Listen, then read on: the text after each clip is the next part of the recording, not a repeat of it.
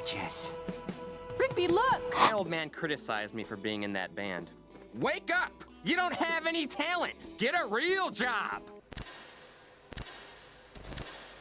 Regular show is anything but regular. That's the entire idea. You're supposed to have a plotline as simple as wanting a grilled cheese deluxe turn into you having to stop a black hole. That's what makes regular show so good. But with over 200 episodes, there was bound to be some episodes that are considered very normal. And I have found 5 of those episodes straying away from the Mordecai and Margaret ones because those are just flat out boring and really easy. Merry Christmas Mordecai, dumped at the altar, not a great double date, sad sex, that's 4. That's just boring and I don't want to talk about them the entire time because I hate Margaret. We all know that. So I found 5 episodes that I think are actually unique and still have pretty good plot lines while still being very normal. And if you like videos just like this, please make sure to like and subscribe because you know who else is cosplaying as Muscle Man at 30,000 subscribers? Me. I am, and I'm gonna do a hot dog aneurysm. I'm gonna do a hot dog eating contest, and I'm going to sing the Starlight song as a cover, so you don't want to miss that. And if you want a place where you can talk about your favorite cartoons, movies, shows, games, etc., my Discord is the perfect place for you. This is gonna be a bit of a shorter one because today is Gray Day. If you know what that means, well, good for you. I like you. So yeah, let's start this video. And the first episode that I want to talk about is the episode Jablonsky. It is one of the most grounded and honestly hilarious episodes in the entire series. The episode follows Rigby being back in high school trying to get some gym credits, and it just so happens that the substitute teacher for the rest of the year is Jablonsky, Rigby's former high school bully. Body check! Jablonsky, no! And this just leads to Rigby suffering so much, like having to wash jock straps, just having to suffer, having to do a lot more than he would actually do if it was a normal gym teacher, which is relatable on its own. I mean, not to me, but I'm sure somebody was suffering a lot in gym class and someone was getting bullied a lot somewhere. Yeah, that probably sucks. So there's some relatability and some groundedness right there. But then you have the actual main plot of the episode, which is Food Run, baby! You want to do a little bit of Food Run, which is a game that Rigby challenges Jablonsky to in order to earn his respect and being able to pass gym class. That's the entire goal of it. Where if he could defeat him in this game where you both start at the same position, you both have cars, you're drag racing all the way across town to Cheezer's or any fast food restaurant, grabbing the food first and making it back all the way just in time to beat them before the other person. Seems like a very interesting game. Is drag racing a little bit far-fetched for, you know, reality and making a normal episode? I would say so, but when you compare it to episodes like Destroyer Worlds where a giant retro god comes to life, then yeah, it's pretty dang grounded when you're looking at it in terms of regular show. So you have them just doing this race. I honestly think it's hilarious. I really like when they actually get to Cheezer's, and it's just that poor guy who's dealing with a food run. Everybody else seems to be able to handle it. The ladies are all like, we got a food run! And then this poor guy, he's just like, it's my first day. I'm sorry. It's my first day. Come on!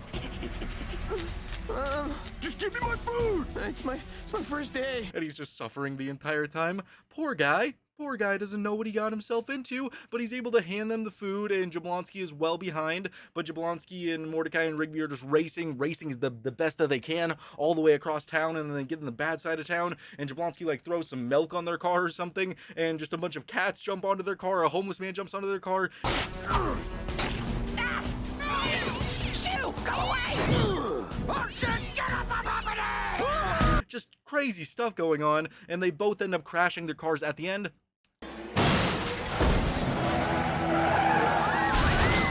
But Rigby's able to get up and just barely crawl to the finish line before Jablonsky. Team Rigby wins! There you go. He gets the win. What a guy. It's honestly a very fun amount of scenes for what I would consider a normal episode. Being able to just have a drag race without interdimensional demons, because honestly, if this was probably made in regular show season 3 or 4, after he lost, Jablonsky probably would have been put in hell or like fried alive by the drag racing god or something. That's just what normal regular show would be. But the fact that he survives, and then at the end of the episode, Rigby gives him some life lessons. Hey man, high school was a long time ago. You need to move on, you need to grow up, you need to get over yourself and stop pretending like you're in the glory days. You gotta get past the glory days and move on with your life. Focus on the now. And then he's like, you're so right, Rigby. And then passes him in gym class. There you go. You got Rigby teaching you lessons, you get an awesome drag race, you get a pretty relatable, good plot. So yeah, that's gonna make for a pretty good normal episode, and it definitely deserves to be on this list. I would say that you could probably argue that some other episodes are a lot more normal than this because of the drag race, but I still wanted to put it on here because it is a really grounded plot, but it's still very interesting when you consider it to be normal compared to a lot of other episodes. Now, the next episode that I'm taking a look at is the Eileen Plan, and I know I said I'm straying away from Mordecai and Margaret's relationship episodes, but Rigby and Eileen, they are still fair game, because unlike Mordecai and Margaret, when they have a really normal episode, what it's relying on to be interesting is drama, such as Mordecai cheating on his girlfriend. But Rigby and Eileen, yes, they have a little bit of drama in this episode, but it's furthering their relationship in a good way, using their surroundings to make for a pretty decent episode, and that's why I enjoy it a lot more, because it doesn't just rely on one big moment like Mordecai kissing CJ to try to be a good episode. It just relies on that one little aspect of drama, but for Rigby and Eileen, the entire episode is furthering their relationship, and you could just connect with Rigby, you could connect with Eileen at any point in the episode, and it just furthers it in a meaningful way, and that's why I like it a lot more. The Eileen Plan, though, it opens with Rigby seeing Eileen's plan for the future, where she wanted to marry somebody rich and somebody famous and somebody just so smart. Number 3, marry someone brilliant, preferably with several pants under his belt. Patents. Oh, patents. But just super smart is okay, too? And this makes Rigby feel honestly useless, like he doesn't deserve Eileen, which is a very relatable character trait for him to have, and is one of the first, key moments in Rigby's journey to truly becoming the final version of himself, the perfect version of himself, which is why I can enjoy this so much, with Rigby realizing that he needs to go back to high school, get his diploma, and actually prove himself worthy of being with Eileen. So this leads to Rigby having to go to a bunch of geology classes. He's doing his best. He's actually trying to learn there, which, we had an episode where Rigby thought about going back to school. I think it was More Smarter, where I think he did go back to school, but he failed because he fell asleep in class right away. But here he is determined because he actually has a reason, and I enjoy that for his character. I'm glad when he's properly motivated, he could actually go out and do things. Good for this little rodent. Yeah, Rigby. And so he's doing that, but at the same time, because he's doing all this stuff with the classes, he has to keep on canceling dates with Eileen over and over and over again. And eventually there's this one really big night where Rigby and Eileen are supposed to go and see this dance festival, but it turns out that Rigby has to do this final project where he has to go caving with the entire geology class, or he's going to fail the class. So he lies to Eileen, says that he's sick. This is so special, unprecedented, and will never be repeated. Are you okay? I'm not feeling so hot, Eileen. And Eileen is very sad about this, but she's understanding, she's caring, and she even goes to the house to bring Rigby some soup. Oh, hey, Eileen. Rigby's not back from his field trip to the cave yet. He's not homesick? No, I think the class of illness he has. And that is when Mordecai answers the door and is like, ooh, Rigby. Ooh, yeah, he's sick. He's very sick. But Eileen figured this out. Eileen goes to the cave, confronts Rigby, and just runs deep into the cave because her feelings are hurt. She doesn't understand why this is happening. Rigby chases after her. They both fall into this darkness, a pit, and that is when they have a actual meaningful conversation where Rigby admits that he never graduated high school. I never graduated from high school. Really? This whole cave thing is just for school credit so I can graduate and get my diploma. I never cared until I saw the Eileen Plan. And in the same vein, Eileen says that she doesn't need somebody smart. But I don't need a genius. I like you, just the way you are. Yeah? Yeah. She doesn't want somebody smart, but Rigby wants to prove that he can be that for her. So it's just a great moment between the two of them. And then you have one of Rigby's best moments in the entire series where he actually uses his knowledge, outdoing Eileen even, to find a geode, use a little bit of light it, create a beautiful light around the room. It's Gorgeous. Rigby, look! Boom shakalaka, they're out of there, they're walking out, Rigby's carrying her, he looks like a champion, he looks great, and it's a very grounded, normal episode. I would honestly say it's one of the most normal in the entire series, way more normal than Jablonsky, because it's just them going caving, getting lost in a cave, and then using a geode as light. I feel like you could probably reflect light off a geode. I don't know how realistic that is. That's probably the only part of the episode that isn't normal, but either way, pretty good stuff, man. I enjoy it. Pretty good, like, normal plot that advances our characters. That's how you make a meaningful episode while still having just this grounded normal plot. I love it.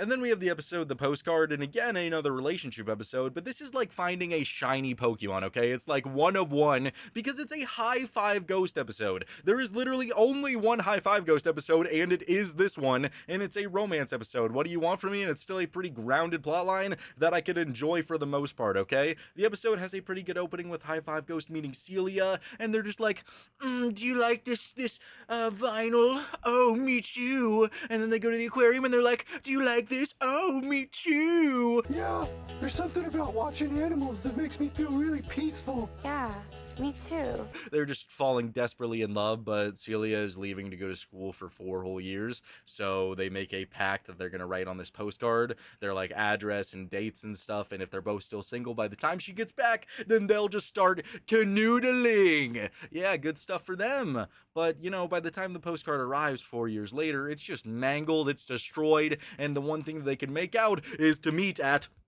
March 20th. March 20th. What is today? It's March 20th. On March 20th. March 20th?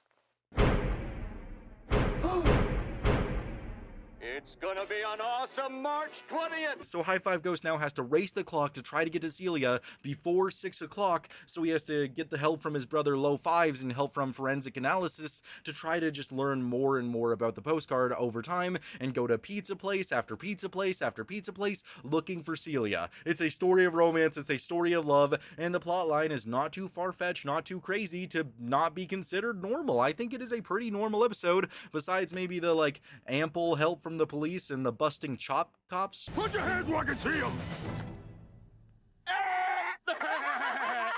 Just busting your chops! Actually, maybe cops would bust your chops like that if you just walked in and asked for help. They'd be like, your ass cheeks are sagging. I don't know. I'm not very funny, so I couldn't think of an actual busting chops thing. But hey, yeah, so that's pretty much the entire plot. High Five Ghost is about to give up because he just can't find her. He even throws the flowers in the trash. It's just so unbelievably sad. He goes to the cafe where they first met, and she is there in the end, and he just can't believe it, and they talk, they make out. Well, not make out, I was gonna say make up, but they didn't have to make up for anything. They reunite and they fall in love.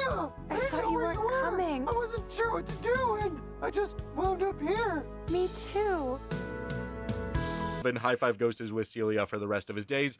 Good stuff. The 1 out of 1 shiny Pokemon High Five Ghost episode is pretty dang good and honestly pretty normal, aside from some like police escort stuff. But technically it is High Five Ghost's brother, so that makes it even more normal because of course he would be willing to help out his brother, at least I would think so. So yeah, all works out. Overall, pretty good normal episode.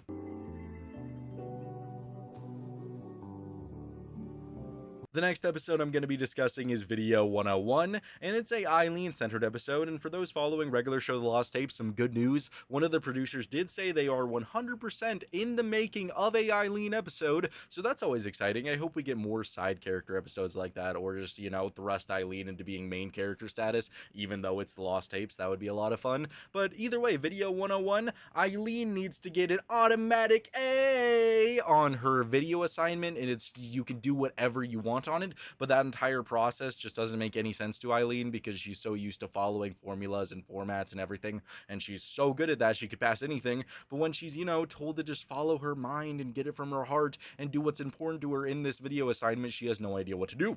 So she figures, okay, I'll ask Mordecai and Rigby, the 2 smartest pals ever, and they agree to help her. And it's initially supposed to just be a dance video. That's what they're supposed to do. They're just supposed to dance it up, just shake it a little here, shake it a little there, and Mordecai and Rigby just keep on hijacking it.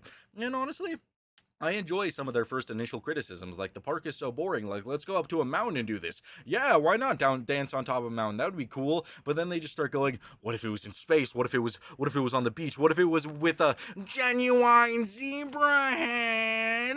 5, 6, 7, 8. Hi, Eileen. Ah! Cut! The heck is that? Genuine zebra head. Yeah, they just start doing a bunch of crazy stuff. None of it's like too crazy to not be considered normal because the majority of it is just them using props and wearing silly outfits. So yeah, that's not really going to tank it from being a normal episode, but they just keep on adding things, and eventually they even take over the entire editing process for Eileen. Eileen just goes to bed and Mordecai and Rigby work on it all night, and they just produce some absolute dog shit.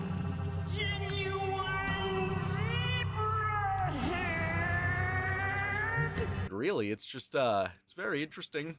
I guarantee you some person watching this probably thought it was good, thought this was an art piece, a work of art, where he's playing a fish like a violin or throwing up the genuine zebra head and it explodes. Yeah, so maybe somebody liked that. I think it's a little bit funny, but yeah, it doesn't turn out very well. And so now Eileen barely has any time to actually do her project. So she's all like, okay, we're going to follow my lead. We're going to do this all in one take. So they're going to be dancing in one take. The editing is honestly pretty cool for this. I like it. I like the visuals where they all just start shimmying. They all just start dancing it up, and the background just keeps switching behind them.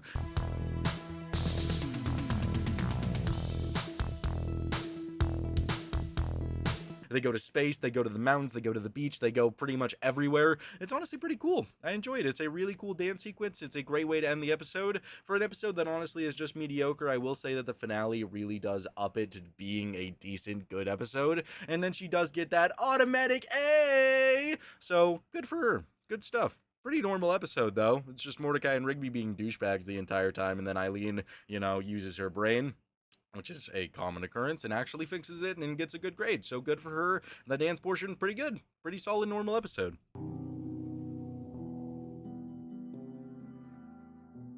The final episode that I want to discuss is The Lunch Club. It's obviously a parody of The Breakfast Club, but for being such a grounded, normal episode, it's so hilarious. We get great character moments between Benson, Pops, Rigby, and Mr. Maylard of all people, so I'm honestly all for it. I think it's a phenomenal episode. The episode opens with Rigby just, being asleep on a mower. Mr. Maylard pulls out a $1 million sheet cake, and Rigby just runs it over with the lawnmower, just destroys it into pieces.